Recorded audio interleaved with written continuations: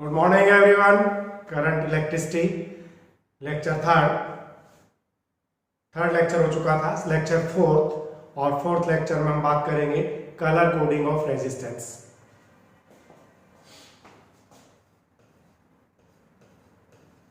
Colour coding of resistance.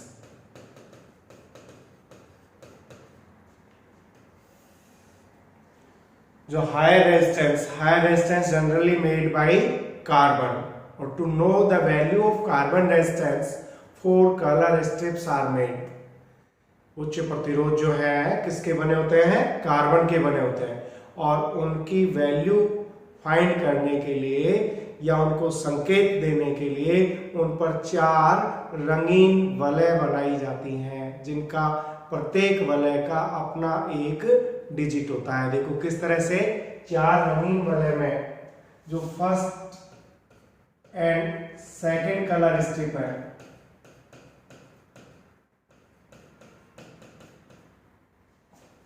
ये first 2 significant digit, first 2 significant digit इनको show करती है। और जो थर्ड स्ट्रिप है, थर्ड कलर स्ट्रिप है, ये शो करती है पावर ऑफ 10। और फोर्थ कलर स्ट्रिप जो है ये शो करती है टॉलरेंस। एक रेजिस्टेंस पर देखो क्या है, आप आराम से इसको समझ सकते हो। ये कोई कार्बन रेजिस्टेंस है,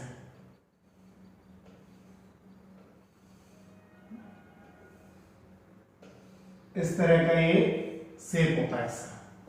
अब ये 10 ओम है, 1000 ओम है, 125 ओम है, किलो ओम में है, हमें नहीं पता। तो इसकी वैल्यू डिसाइड करने के लिए इस पर अलग अलग कलर की, जैसे अपने पास यहाँ कोई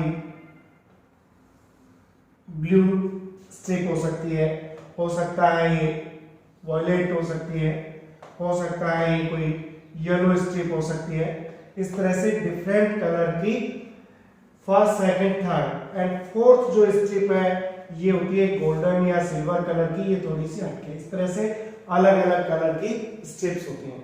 तो इसमें आप ध्यान दें कि देखो ये फर्स्ट, ये सेकंड और ये थर्ड, फोर्थ थोड़ी सी अलग होती है।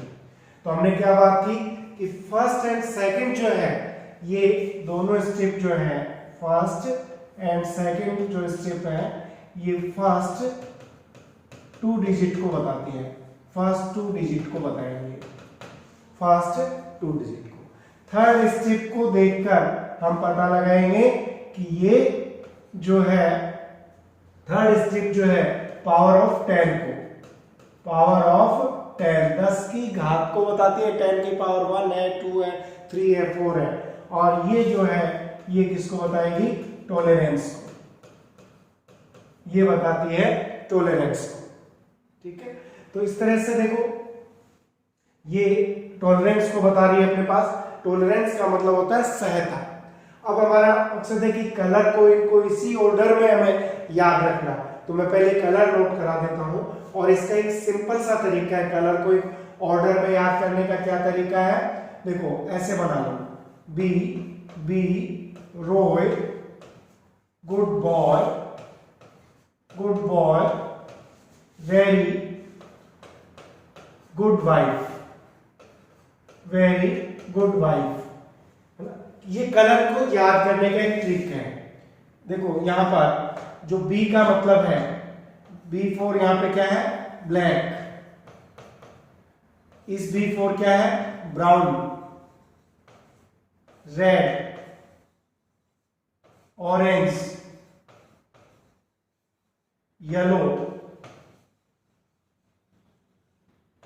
Green, blue, violet, grey and white. इस तरह से ये कलर है, ठीक है। तो आपको ये पता लग गया। अब देखो मैं एक टेबल आपको बता देता हूं, ये तो एक शॉर्ट ट्रिक आपको बता दी। इसकी जो टेबल है देखो कैसे बनाओगे, ये आपने देख लिया। अब टेबल बनाते हैं इसकी।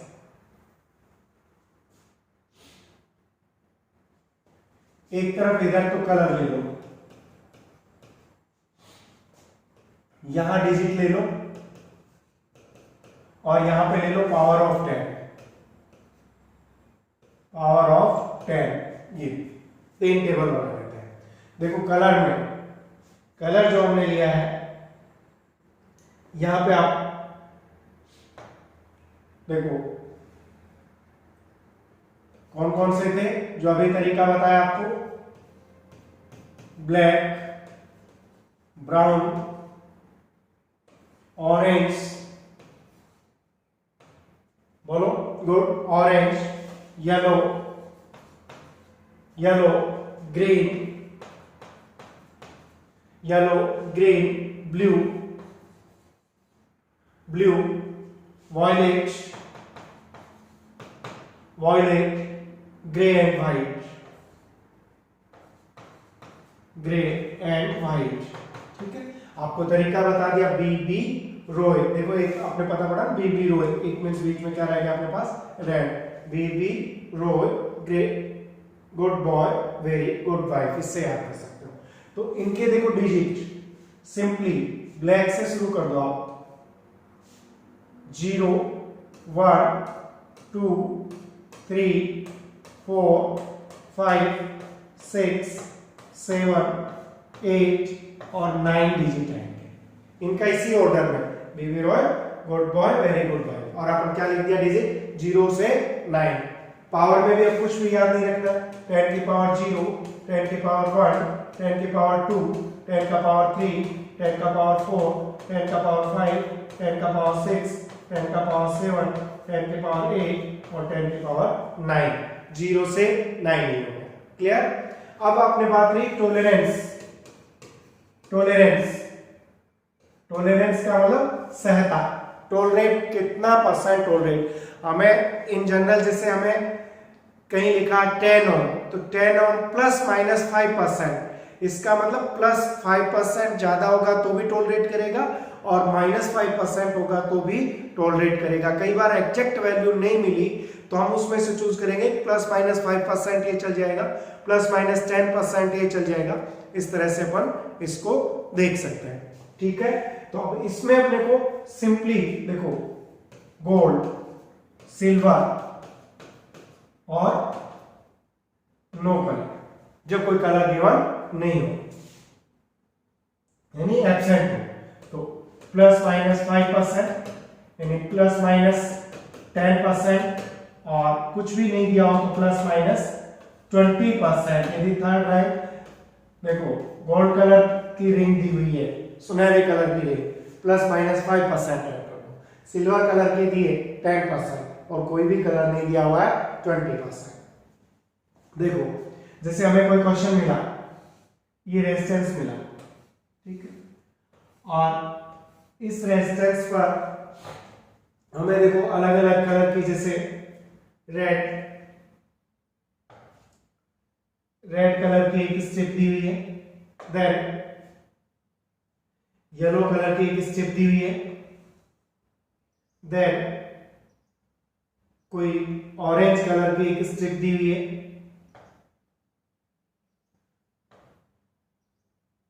ऑरेंज कलर ले लेते हैं इसमें से,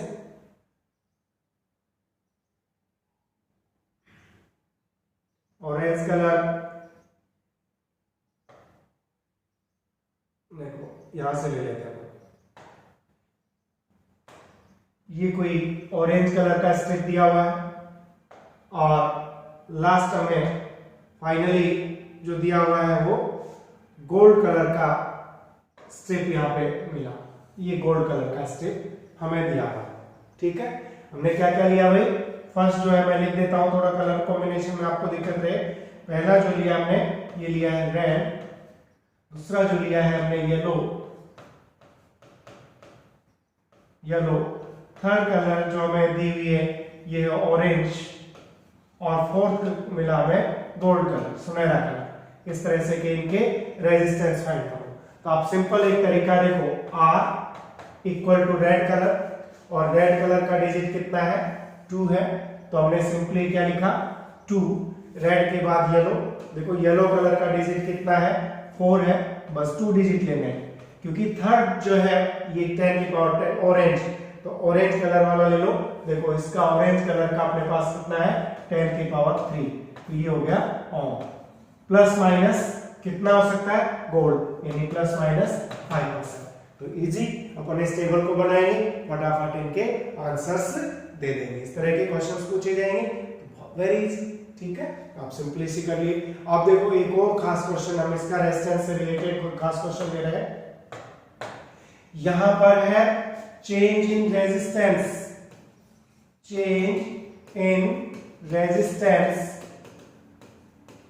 due to stretching of conductor wire, due to stretching of conductor wire. इनको इसको स्ट्रेच करने पर क्या चेंज आता है? तो देखो यहां जो मान लेते हैं ये वायर अपने पास था, ये वायर है, इसको हम स्ट्रेच कर रहे हैं, इसको हमने स्ट्रेच किया, लेंथ चेंज होगी, क्रॉस सेक्शन भी चेंज हो गया, ठीक है।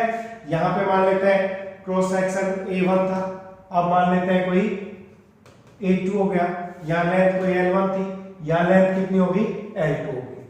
वायर को क्या करेंगे खींचेंगे। तो इन जनरल इन केसेस में अपने को कहेंगे कि इसकी लेंथ को खींचकर, तार की लेंथ को खींचकर दुगना कर दिया, डबल कर दिया, हाफ कर दिया, ट्रिपल कर दिया, फोर्थ कर दिया, इस तरह से हमें क्वेश्चन देंगे तो रेजिस्टेंस पर क्या इफेक्ट होगा, क्रॉस सेक्शन नहीं देंगे। तो हम क्या करेंगे, देखो हमने लिया ड्यू टू स्ट्रेच, ये स्ट्रेच करने पर ये हुआ है, तो स्ट्रेच कर से ध्यान रखोगे मास कांस्टेंट रहेगा। आपके पास 10 ग्राम का वायर है, कितना भी खींचे उसका वेट कितना रहेगा 10 ग्राम ही रहेगा। और वॉल्यूम भी कांस्टेंट रहेगा। वॉल्यूम कांस्टेंट रहने का मतलब एरिया इनटू क्रॉस सेक्शन क्या रहेगा कांस्टेंट रहेगा। तो इसमें यही इसकी चाबी है भाई, इसका कॉन्सेप्ट यही है कि मास और वॉल्यूम कांस्टेंट, वॉल्यूम का मतलब A into L कांस्टेंट, इसका मतलब A1 अपॉन A2 जो है इक्वल टू क्या ले सकते हैं, देखो यहां से एक मिनट, यहां चाहे हम ये ले सकते हैं, देखो L proportional to 1 upon A, जब लेंथ गिवन हो तो हम L1 अपॉन L2 जो आएगा ये किसके इक्वल आएगा A2 अपॉन A1, A के इनवर्सली है, और ये की पॉइंट हो गया। जब भी स्ट्रेचिंग वाला केस दे, हमें क्रॉस सेक्शन ना दे, तो L1 अपॉन L2 का रेशियो क्या लिख लेंगे A2 by A1, खींच के दुगना कर दिया तो खींचेंगे तो तार पतला होता चला जाएगा कि नहीं, और तार पतला होगा तो क्रॉस सेक्शन बदलेगा। तो क्रॉस सेक्शन क्या लिखें, तो ये हमेशा इसका इनवर्स रेशियो रहता है। आई बात समझ में? देखो आप कुछ क्वेश्चंस कर लेते हैं अपन इनके, आप क्वेश्चंस कर लेते हैं। देखो केस फर्स्ट,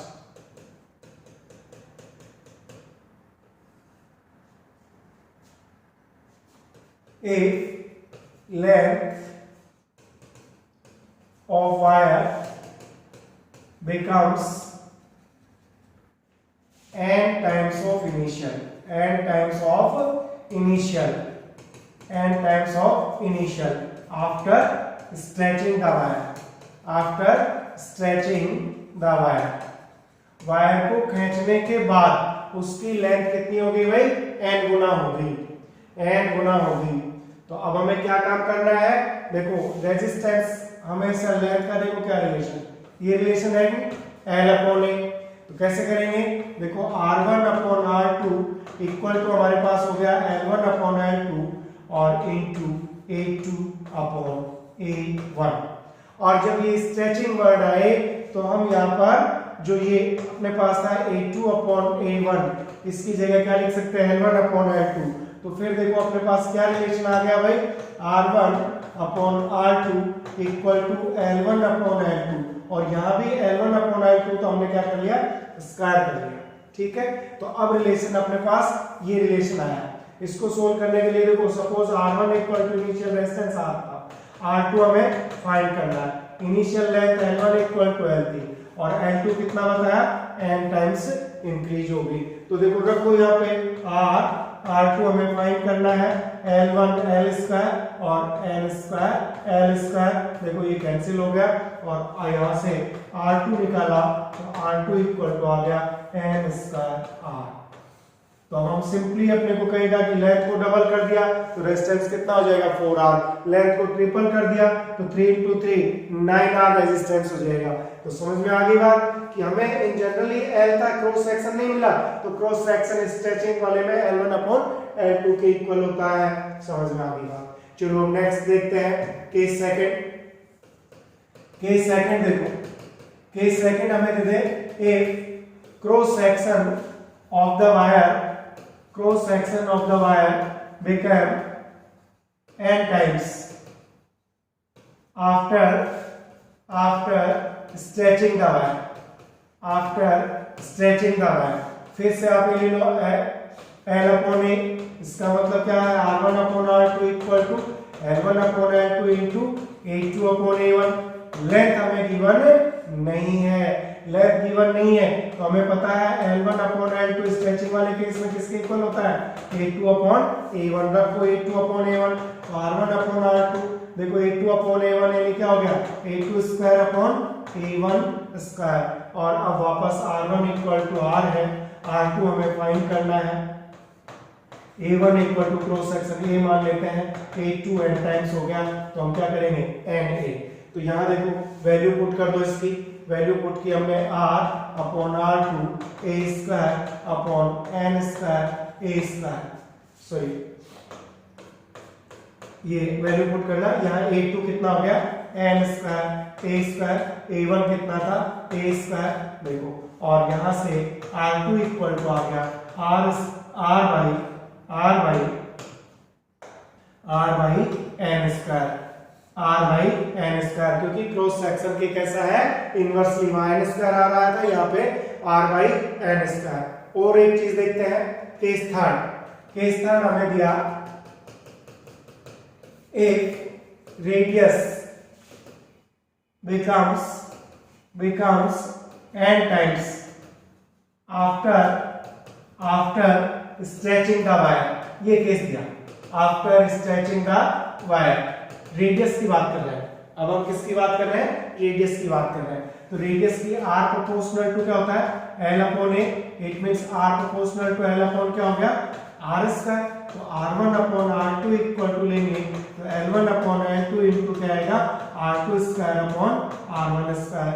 और स्ट्रेचिंग वाले केस में हमने देखा था L1 अपॉन L2 जो है ये था A2 अपॉन A1 और A2 का मतलब पाई R2 square upon pi R1 square से ये लो। तो किसके इक्वल आया देखो A2 अपॉन A1 की जगह क्या लिख सकते हैं R2 square upon R1 square ये, और L1 अपॉन L2 की जगह भी क्या लिख सकते हैं ये। तो देखो R1 अपॉन R2 या लिखो R2 स्क्वायर अपॉन R1, तो R2 स्क्वायर और R2 4, R1 की पावर में कितना हो गया 4। और यहाँ R1 इक्वल टू R लिया, R2 हमें फाइंड करना है और R1 इक्वल टू R ले रहे हैं, R2 चेंज होने के बाद NR होगी। तो अब देखो इस क्वेश्चन में अपने को जो मिला वो क्या मिला, R1 की वैल्यू हमने R लिख दी, R2 हमें फाइंड करना है R2 N इंटू R और पावर कितनी है 4 अपॉन R4। तो देखो R2 यहाँ से हमें मिला R अपॉन N की पावर 4। तो इस तरह से ही हम इसको स्ट्रेचिंग वाले क्वेश्चन में अप्लाई कर देंगे इनको। आगे बात समझ में ठीक है। एक सिंपल सा कॉन्सेप्ट ही है। देखो अभी मैं इसकी बात करूं, हमने ये देखा रेजिस्टेंस पर, चेंज रेजिस्टेंस पर इफेक्ट देखा है। एक तो हम इन जनरल बात करें, इन जनरल बात कर रहे हैं। इन जनरल अपने पास रिलेशंस है R proportional to L and R inversely 1 upon A and R inversely 1 upon R square, यही है नहीं। लेकिन अभी हमने कुछ स्पेशल केसेस दिए, स्पेशल केसेस में आपको स्ट्रेच कर दें, डाई में से गुजार दें, इस तरह से इनको गुजारते हैं तो फिर क्या होगा, यही रिलेशन किस में आया था देखो R proportional to L square, R inversely 1 upon A square हो गया था और R इनवर्सली 1 अपॉन R4 हो गया था। देखा हमने रिलेशन में, जब हमने R रेडियस के साथ लेंथ के साथ किया था तब ये रिलेशन आया था। जब रेडियस के साथ किया था तब रिलेशन क्रॉस सेक्शन के साथ किया आया था, और रेडियस के साथ अपने किया था तो r अपॉन n की पावर 4 आया था। इस तरह के रिलेशन आए थे नहीं आए थे? तो हमारे पास इन जनरल केस में ये लेने हैं और इसमें ये लेने हैं, स्क्वायर हो गए सारे। समझ में आ गई बात? तो ये स्पेशल केसेस में। और मैं बात करूं परसेंटेज चेंज, एक क्वेश्चन आएगा percentage change in value of resistance. तो ये किसके लिए? For very small values. Small values के लिए हमें r proportional to in general, तो हम क्या करेंगे डेल्टा r अपॉन r, इसको बाहर ले लो, 2 delta l upon l into 100, इससे कर दो, है ना। पहला केस ये था। यदि आपके पास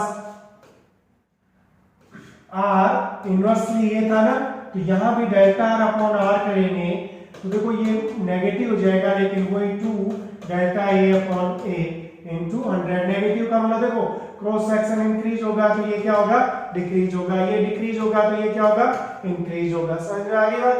इस तरह के रिलेशंस हम काम में ले सकते हैं। रेजिस्टेंस वाले में, उसमें रेडियस वाले में काम में लो तो रेडियस का r की पावर 4 होता है, तो हम क्या करेंगे delta r upon r into 100 percentage में निकालेंगे, तो अपन क्या काम करेंगे भाई -4 delta r upon r into 100, तो ये अपन परसेंटेज में निकाल लेंगे इनके रिलेशन। ये किस में ले रहे हैं? परसेंटेज चेंज में ऐड कर देंगे। समझ में आ गया? देखो एक क्वेश्चन बता देता हूं कि हमें कहें क्वेश्चन दिया if lamp is increased 0.1% of initial after stretching, then what will be percentage change? What will be percentage change in resistance? ये हमसे पूछा। तो हमने देखा लेंथ में क्या है, लेंथ के साथ स्ट्रेचिंग वाले में रिलेशन, तो हमने बताया delta r upon r into 100% क्या रहेगा, स्क्वायर को बाहर ले लो और ये ले लो। ये वैल्यू हमें कितनी दी 0.1%, इट मींस 0.2%, और direct proportional to length increase हुआ है तो रेजिस्टेंस भी क्या होगा इंक्रीज हो जाएगा। ऐसे कर लोगे आराम से? ठीक है। लेकिन मैं एक और क्वेश्चन बताता हूं कि अब इसी क्वेश्चन में हमें दे दे length increase by 10% of initial, then after stretching, then what will be percentage change? What will be percentage change in resistance? तो अब यहाँ ये तरीका अपना लोगे आप, तो देखो डेल्टा r अपॉन r, और यूं आपने जल्दबाजी में किया delta l upon l into 100, तो आप फट से क्या काम करेंगे 2 इंटू 10 इक्वल टू 20% इंक्रीज, और आंसर आएगा गलत, क्योंकि ऑप्शन दे रखे थे 19, 20, 21, 22 ये परसेंट में, ये ऑप्शन दे रखे थे और आपने ये चूज किया और आंसर क्या चला गया गलत। क्योंकि मैंने क्या लिखा था, जब वेरी स्मॉल हो, ये फॉर्मूले कब काम में लेने भाई, जब वेरी स्मॉल, 10% तो वेरी स्मॉल नहीं हो सकता ना, तो फिर इसका कैसे करेंगे, इसका सिंपल फॉर्मूला तो यही है, लेकिन आप डायरेक्ट ऐसे नहीं कर सकते। क्या काम करोगे, r1 upon r2 equal to l1 square upon l2 square, l1 को 100 मान लो तो l2 कितना आ जाएगा 110, ये करेंगे, और 10 का स्क्वायर 100, और ये कितना हो गया 121। तो अब अपने को delta r upon r into 100 करना है, इसका मतलब r2 minus r1 upon r1 into 100, तो देखो अब आंसर कितना आया 21%। हो जाता ना गलत? तो स्मॉल वैल्यूज के लिए वैसे डायरेक्ट कर सकते हो, लेकिन लार्ज वैल्यूज के लिए आप ये रिलेशन काम में लेने हैं। तो इस तरह से आज अपन ने 2 क्वेश्चंस डिस्कस किए हैं, एक तो कलर कोडिंग से रिलेटेड और एक स्ट्रेचिंग का है ना। तो आप लोग पढ़ते रहिए, साथ साथ खूब मेहनत करिए, क्वेश्चंस भेजते रहिए, पूछते रहिए। Thank you so much, have a nice day.